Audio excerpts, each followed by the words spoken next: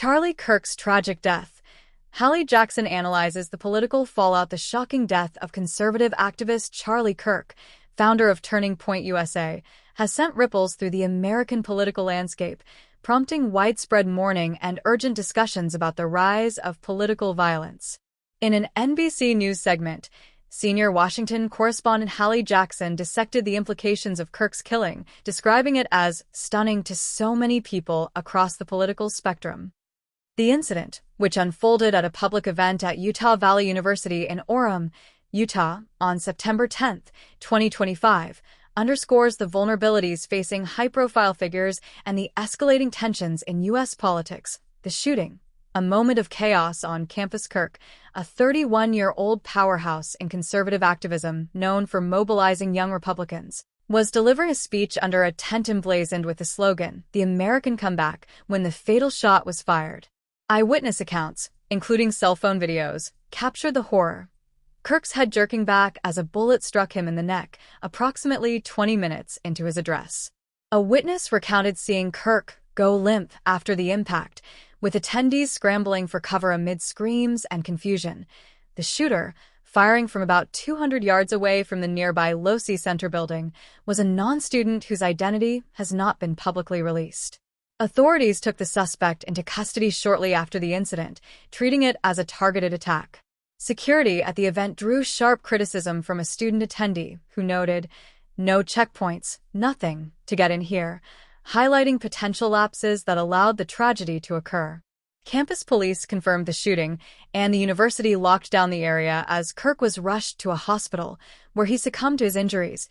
Kirk's career as a political firebrand was briefly reflected upon in the coverage, noting his role in co-founding Turning Point USA in 2012 and his close alliance with former President Donald Trump. Since the recent election, Kirk had been instrumental in vetting appointees for the Trump administration, cementing his influence within the conservative establishment. Political reactions, condemnation, and calls for unity. The news of Kirk's death elicited immediate and bipartisan outrage. In the U.S. House of Representatives, lawmakers held a solemn moment of silence to honor him, a rare gesture amid partisan divides.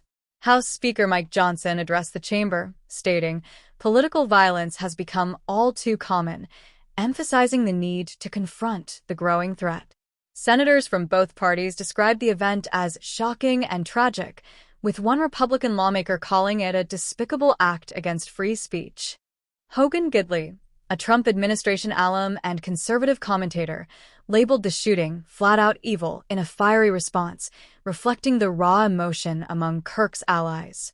President Trump himself mourned the loss on social media, posting, "We must all pray for Charlie Kirk. A great guy from top to bottom. God bless him." Other figures, including Senator Lindsey Graham, echoed these sentiments, decrying it as an assault on conservative voices. Jackson, in her analysis, highlighted how the tragedy transcends party lines, affecting so many people across the political spectrum.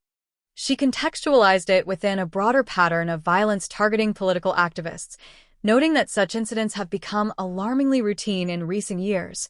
Broader implications for the conservative movement and U.S. politics. Kirk's death leaves a void in the conservative youth movement, where Turning Point USA has been a dominant force on college campuses, often clashing with progressive groups through rallies and outreach. His ability to engage and radicalize young voters made him a pivotal player in Republican strategies, and his absence could disrupt ongoing efforts to build grassroots support. Jackson's segment delved into the political ramifications, warning that this event could exacerbate divisions at a time when the nation grapples with post-election transitions and heightened rhetoric. The inadequate security at the Utah event raises questions about protocols for public political gatherings, potentially leading to calls for enhanced federal protections. As the FBI and ATF assist in the investigation, motives, likely tied to Kirk's polarizing profile, remain under scrutiny, fueling debates on how to curb escalating threats. In a nation already fractured, Kirk's killing serves as a stark reminder of the human cost of political extremism. As Jackson concluded, it prompts a collective reckoning. How can the U.S. foster discourse without descending into violence? The coming days will likely see intensified discussions in Congress and beyond, with Kirk's legacy as a conservative influencer enduring even in tragedy.